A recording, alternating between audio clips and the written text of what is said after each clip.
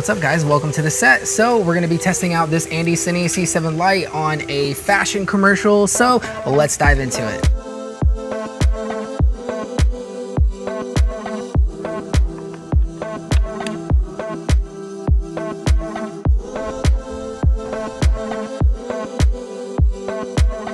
All right, speed, got it. Here we go.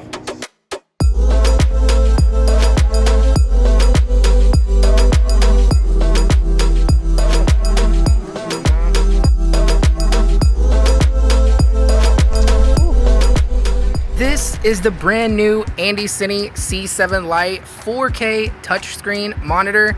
Now, the original ANDYCINE C7 came out a few years ago, and it was a great monitor and very popular among budget filmmakers. Now, this is still a budget option, but they've updated quite a few things, and we're gonna go over all that in this video. Like for one, this built-in Sony NPF battery that's powering my wireless video transmitter. And you can load all kinds of LUTs, and there's tons and tons of options in here. And I've really been enjoying using this ANDYCINE C7 Lite, and I've been using it on cinema cameras, and I love using it on this FX3 here in this kind of configuration. So in this video, we're gonna go over what's new and improved, what's changed, what's better, what's worse, and I'm gonna give you my honest review on this monitor. So let's dive into it.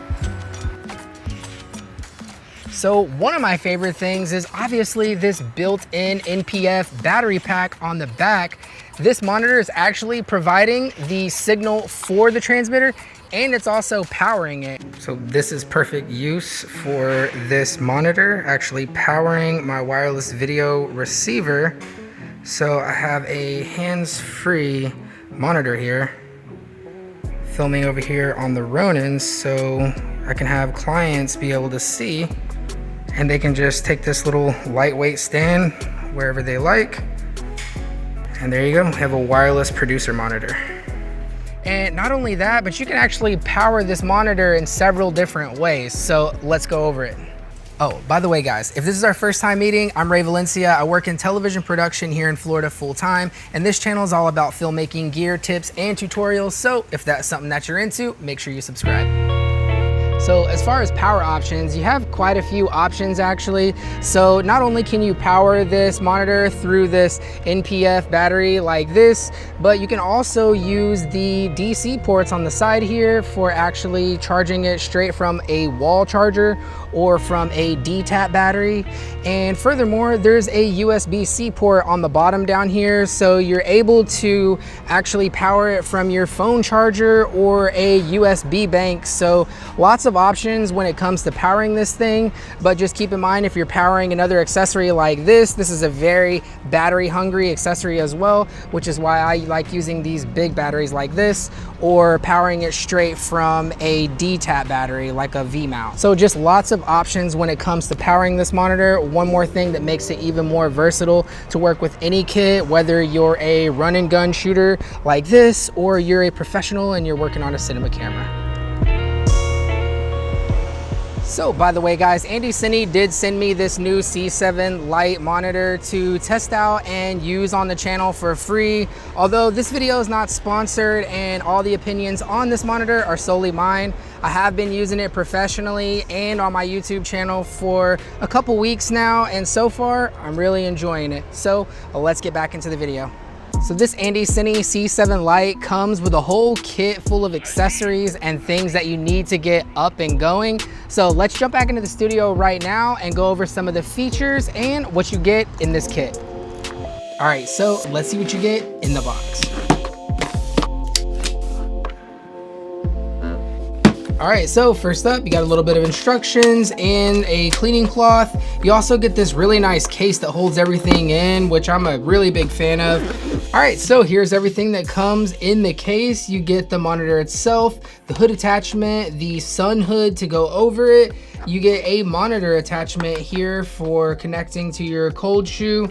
You also get a micro HDMI to full-size HDMI cable for running from your camera, and you get this little USB to micro USB cable for the charger for the included NPF battery. So all kinds of goodies come with this kit, and I really appreciate that it all fits nice and neat in this case. So that's a plus so far. So now let's go over this monitor itself. So there are a ton of tools packed into the C7 Lite, like exposure tools and different things like that, and some cool touch functions as well. So let's jump into the menus and go over some of the features that are packed inside.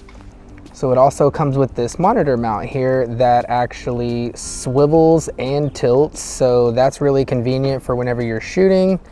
Just gets you pretty much any angle that you may need. You can pinch to zoom if you need to zoom in to a place on the image and move that around. You can adjust your backlight by swiping up and down on the left side of the screen here. The right side controls the volume, so you can swipe up and down on the right side to control the volume there.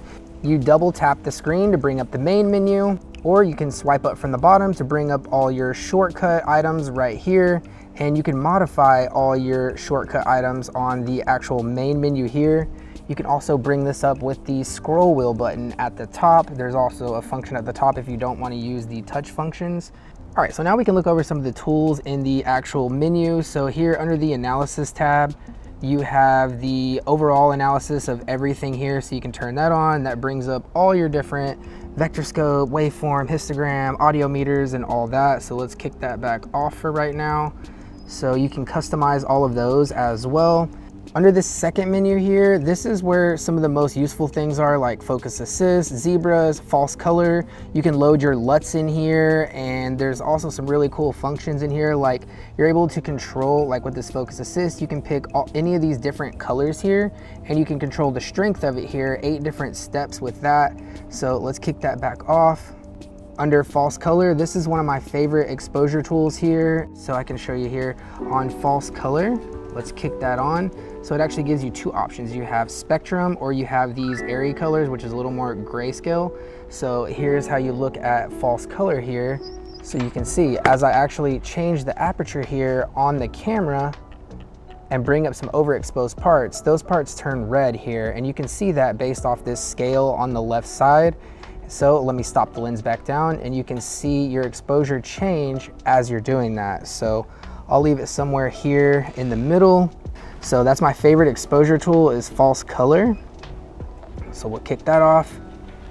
Now down here, you can actually load your own LUTs here from the SD card, which is here at the bottom. So you can load all your LUTs in there. So it doesn't come with the SD card, but you know, you can find one of those pretty easy. So these are the LUTs that I loaded into here, but there are also some standard conversion LUTs in here as well. Like this one is for S-Log2, S-Log3, there is a C-Log and V-Log Rec 709 conversion LUT. So that just turns your log footage into, you know, something that looks decent with color and saturation, you know, already baked in. So it comes with those already in it, just some standard conversion LUTs. All right, under the next menu, you have different guides, like for safe area, cinema guides, crosshatch, and you can change the color of those as well. So let me turn those on, so you can do blue or purple, or you know, however many grids you like to have on the screen. Next, you have your cinema guides here, and these are really customizable too. You can do all the different, you know, size frames there and control the opacity on the black bars on the sides. You can control the color of the lines, really customizable, which is cool. Same with the safe areas, you can really customize that as well. Under the next menu here, this is where you have different anamorphic, de-squeeze and stuff like that. If you happen to be shooting an anamorphic, you can access all those different modes through here. You can control the zoom right here up to 5 times, so that's there as well. Also, you have some different scanning modes, aspect ratios, and you can even do a freeze frame here. So you can actually just snap a freeze frame and it'll save it on your SD card there. This is another one of my favorite features here. You can have it automatically flip. You can manually flip it too, but I keep it on auto, so that way whenever I flip the camera or go to a different angle, that the monitor actually flips around automatically for me. So I really like that feature as well, and I find that super useful when I'm flipping the monitor around and, you know, doing all kinds of different shooting scenarios as well. So that's really cool. And finally, you have all the different monitor settings where you can control the hue, saturation, sharpness, brightness, you know, all the different settings of the actual monitor itself.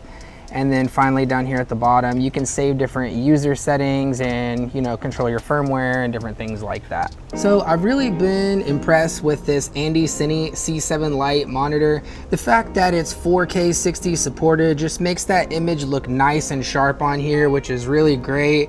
Also, being an IPS monitor means the viewing angle is really good. So whether you're viewing it from the side or up or down, you know, the colors don't shift or change or anything like that. So that's really good. One downside to the screen is that it is a little bit reflective. So this hood really helps with cutting down on the reflections, although I would want to get some kind of matte screen protector or something for it just to take some of that shine off as well when I'm using it outdoors. So maybe I won't have to use the hood, but it is great that it is included in there. This monitor comes in around $216 if you get it on Amazon. I saw it on B&H available for pre-order for about $240 right now, but that's a great budget option for most any filmmaker, whether you shoot on cinema cameras or small mirrorless cameras. This is a great option. Being a 7-inch monitor is just really nice. Maybe it looks a little big for this rig, but it's really, really nice being able to see your image nice and large here and sharp and bright. So I highly appreciate that. So thank you, ANDYCINE, for sending this out for me to review. I've been enjoying it. So if you guys are interested in picking one of these up, there'll be links to everything down in the description below. But if you guys like this video, be sure to hit the like button and leave me a comment if you have questions about anything at all. Shoot for the stars, and I will see you very soon in the next video.